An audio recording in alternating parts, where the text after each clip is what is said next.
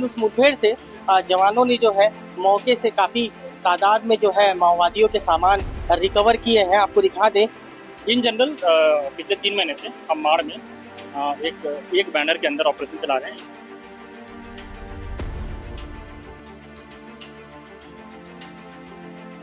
बड़े लीडर के staff members हैं। तो इस सूचना पे 4 जिलों की एसटीएफ, जिसमें कांकेर, 4 जिलों की डीआरजी, दिल्ली पोस्ट डीआरजी, जिसमें कांकेर, नारायणपुर, कोंडागांव और दंतेवाड़ा। संख्या नहीं बताऊंगा, संख्यात्मक चीज़ें को नहीं जाना है हमें, क्वालिटेटिव चीज़ें समझनी है। मैं 2-3 क्वालिटेटिव चीज़ें बताता हूँ। क्वालिटेटिव चीज़ें ये है कि अब पिछले 2 महीने का सारा अगर देखा जाए और ख़ास करके इस ऑपरेशन में, तो माड़ का कोई कोना नहीं है जहाँ पर नारायणपुर अन्य जिलों के फोर्स के साथ मिलकर नारायणपुर की पुलिस और डीआरजी नहीं गई है। नारायणपुर के अबुझमाड़ के माओवादियों के हार्डकोर इलाके में जवानों ने दबिश दी है।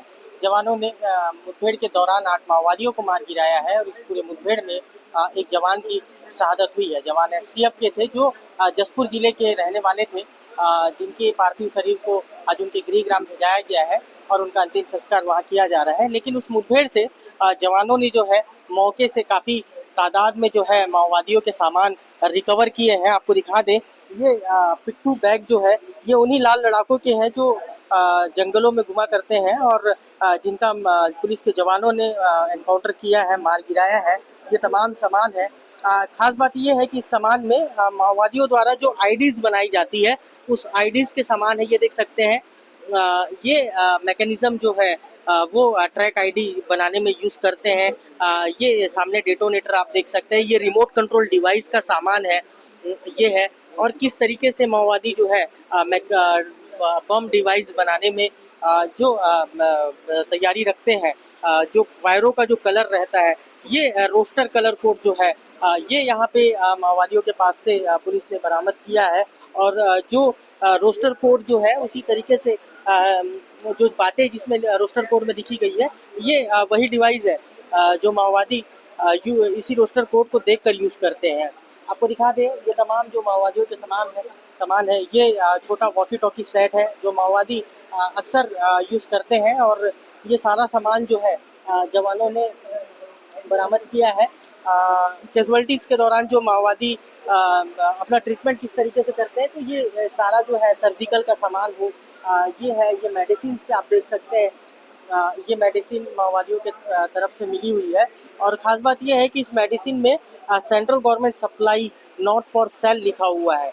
तो ये तमाम सामान जो है ये अर्बन नक्सल के थ्रू माओवादियों तक पहुंचते हैं। साथ में कुछ इंजेक्शन है और काफ़ी दवाइयाँ यहाँ देखने को मिल रही है। ये इंट्राकोनाजोल है जो सर्दियों में एलर्जी में यूज़ किया जाता है। ये बम डिवाइस के वायर्स हैं जिसको ये बम प्लांट करने में अक्सर यूज़ करते हैं। और माओवादियों का भी एक बम स्क्वाड का दस्ता होता है जो ये सारा काम देखता है। इस तरह वहीं घटनास्थल से ये वेपन्स जो है ये जवानों ने रिकवर किया है। ये इंसास राइफल जो है ये बताया जा रहा है कि पूर्व में फोर्स के द्वारा जो है ये लूटा हुआ हो सकता है। और इसके साथ में ये 12 बोर बंदूकें हैं।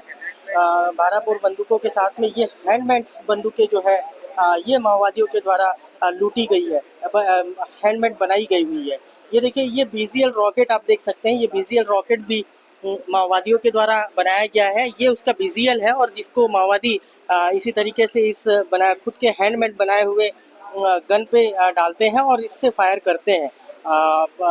ये वॉकी टॉकी एक और दिख रहा है ये माओवादियों के द्वारा। ये 12 बोर के जो बुलेट्स हैं ये देख सकते हैं, ये इंसास के बुलेट्स हैं और मैगजीन्स हैं। तो ये तमाम चीज़ें जो है जवानों ने रिकवर किया है और ये एक अहम सफलता रही है जवानों के लिए कि माओवादी जो है जवान जो है माओवादियों के हार्डकोर इलाके में घुसे हैं और हार्डकोर इलाके में घुसकर इतनी बड़ी चुनौती को उन्होंने अंजाम दिया है। लगातार जो है ऑपरेशंस इसी तरीके से बस्तर में चलाए जा रहे हैं। पूर्व में भी आपने देखा कि एक बड़ी सफलता जो है जवानों को हाथ लगी थी।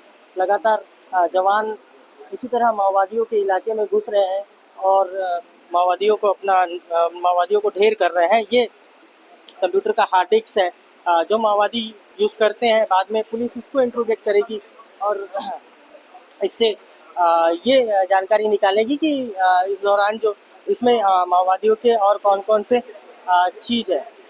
तो ये जो लगातार जो है अधिकारी गंज के बारे में इसी तरीके से जानकारी दे रहे हैं और बता रहे हैं कि इस पूरे घटनाक्रम में क्या और किस प्रकार की सफलताएं मिली है। सर 2 मिनट बात कर पाएंगे? हमारे सर नारायणपुर पुलिस अधीक्षक मौजूद हैं, इनसे जानते हैं कि ऑपरेशन कब और कैसे लॉन्च किया गया था और क्या कितनी बड़ी सफलता इस बार जो है हाथ लगी है। सर ऑपरेशन के बारे में जानना चाहेंगे सर। तो हमें इन जनरल पिछले 3 महीने से हम माड़ में एक बैनर के अंदर ऑपरेशन चला रहे हैं। इसे हम बोलते हैं नक्सलियों से माड़ लोगों से बचाना है। बहुत लोग बचा रहे हैं, हमें माड़ को नक्सलियों से बचाना है, पुलिस की एक मेन मोटो है। तो इस पर हम पिछले 2-3 महीने से बड़े ऑपरेशन कर रहे हैं। 4 बड़े ऑपरेशन में सफलता मिली है। ये जो ऑपरेशन था इसमें हमें आसूचना थी कि कुतुल के एकदम 10 किलोमीटर आगे गढ़ में, माड़ के एकदम गढ़ में कोड़ता मार्का फरसबेड़ा उसेबेड़ा के आसपास नक्सलियों का एक बड़ा फॉर्मेशन है। कंपनी की फॉर्मेशन है, कंपनी नंबर 1 की फॉर्मेशन है, माड़ डिवीजन की फॉर्मेशन है और कुछ बड़े लीडर के स्टाफ मेंबर्स हैं। तो इस सूचना पे 4 जिलों की एसटीएफ, जिसमें कांकेर, 4 जिलों की डीआरजी, दिल्ली पोस्ट डीआरजी, जिसमें कांकेर, नारायणपुर, कोंडागांव और दंतेवाड़ा की डीआरजी, इसके अलावा एसटीएफ का कंपोनेंट, महिला कमांडो की एक टीम और साथ में बीएसएफ और आईटीबीपी की टीम की एक संयुक्त टीम माड़ में घुसी थी। 12 तारीख को गई थी। 4 दिन जंगल में बिताया है, पूरे माड़ को छाना है और नक्सलियों को घेरा है, लड़ाई लड़ी है, भीषण मुठभेड़ हुआ कल। और मुठभेड़ के बाद हमें 8 वर्दीधारी और हथियारबंद नक्सलियों का शव बरामद हुआ। 2-3 चीज़ें इसमें गौर करने वाली है। पिछले कुछ दिनों में ऐसा हो रहा है कि हम बहुत शीर्ष नेतृत्व तक पहुंच रहे हैं। तो जो 8 में से 6 की शनाख्तगी हम कर दिए हैं। 3 डीवीसीएम है, 3 एसीएम है। तो 3 डीवीसीएम रैंक के हैं, 3 एसीएम रैंक के हैं। ग्रेडेड वेपन मिले हैं, इंसास मिला है, माड़ के अंदर तक घुसे हैं, 5 दिन जंगल में बिताए हैं, पुतुल में पूरी फोर्स रही है 2 दिन। ये सब कुछ खूबियाँ थी इस ऑपरेशन की और बड़ी सफलता मिली है। अमूमन कितने जवान इस पूरे ऑपरेशन में रहे? संख्या नहीं बताऊंगा, संख्यात्मक चीज़ें पर नहीं जाना है, हमें क्वालिटेटिव चीज़ें समझनी है। मैं 2-3 क्वालिटेटिव चीज़ें बताता हूँ। क्वालिटेटिव चीज़ें ये है कि अब पिछले 2 महीने में 2 महीने का सार अगर देखा जाए और खास करके इस ऑपरेशन में, तो माड़ का कोई कोना नहीं है जहाँ पर नारायणपुर अन्य जिलों के फोर्सों के साथ मिलकर नारायणपुर की पुलिस और डीआरजी नहीं गई है। नारायणपुर की पुलिस डीआरजी कांकेर बॉर्डर पे गई है। काकुर में 10 नक्सली मार गिराए थे। एकदम दक्षिण में रेखावाया, जो कि एकदम बीजापुर और दंतेवाड़ा के बॉर्डर पे, वहाँ पर भी हमें सफलता मिली थी। एकदम पूरब में गोबेल में हमें बड़ी सफलता मिली थी और एकदम मध्य में जहाँ पर अभी फरसबेड़ा उसेबेड़ा कोड़ता मार्का में, यहाँ पर हमें बड़ी सफलता मिली।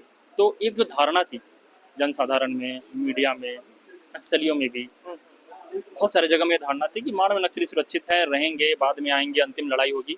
2 महीने में हमने इस धारणा पे गहरा आघात किया है। माड़ में नक्सली सुरक्षित नहीं है, लगता है तो रह सकते हैं। ये समय है क्योंकि वो सुरक्षित नहीं है। ये तो बहुत अच्छा मौका है, सरकार की पॉलिसी भी है कि पुलिस के पास, सरकार के पास, मीडिया के पास, किसी भी जनप्रतिनिधि के पास आकर हथियार रखे और मेन स्ट्रीम में। सर एक बड़ा सवाल है, ऑपरेशन पहले भी हुए हैं लेकिन 2024 जो है ये नक्सलियों के लिए काफ़ी खराब रहा। इस ऑपरेशन और पहले के ऑपरेशन में क्या कुछ फर्क है? नहीं, एक तो इवोल्यूशन भी एक चीज़ होती है, चीज़ें सुधरती हैं। तो ऑपरेशन पहले भी हुए हैं, क्योंकि ऑपरेशन पहले हुए इसलिए आज पूरे बस्तर जिले में नक्सल नहीं है, कोंडागांव में नक्सल नहीं है, दांतेवाड़ा में भी बहुत कम है, सुकमा में भी ख़त्म किया है। तो पहले की भी अपनी सफलताएं थी। अभी जो पिछले 3-4 महीने से हो रहा है उसकी 2-4 खूबियाँ हैं। एक तो ये है कि अब हम इसको 3 शब्दों में, 3 लाइन में बताऊंगा मैं। सब जगह लड़ेंगे, सब जगह एक साथ लड़ेंगे और सब जगह जाकर एक साथ लड़ेंगे। तो नारायणपुर यहाँ ऑपरेशन कर रहा है, बीजापुर में कर रहा है, सुकमा में कर रहा है। और नारायणपुर को जब जरूरत है तो बीजापुर, दांतेवाड़ा, कांकेर, कोंडागांव सबकी फोर्स लाके यहीं कर रहा है। कुल मिला के कोऑर्डिनेशन ऑपरेशन बहुत ऊपर है, इसलिए मैं इसको 1-2 शब्द में इसको घेर कर संकुचित नहीं करना चाहता। कोई बोल के कोऑर्डिनेशन बोल के निकल जाएगा। कोऑर्डिनेशन से बड़ी चीज़ है। 7 जिले की फोर्स एक जगह जाती है, एक दूसरे के जिले में जाती है, साथ में रह के काम करती है, ठीक है, एक दूसरे की समस्याओं को सॉल्व करती है। जिसने अपने जिले में पहले कर लिया वो दूसरे जिले की समस्याओं को सॉल्व करने में मदद करती है। कोऑर्डिनेशन बहुत छोटी चीज़ है। कुल मिला के अंतर जिला इसको कह सकते हैं कि अपन एक जो बॉर्डर्स लगे हुए हैं यहाँ पे एकजुट होकर हम नक्सलियों से लड़ाई लड़ रहे हैं।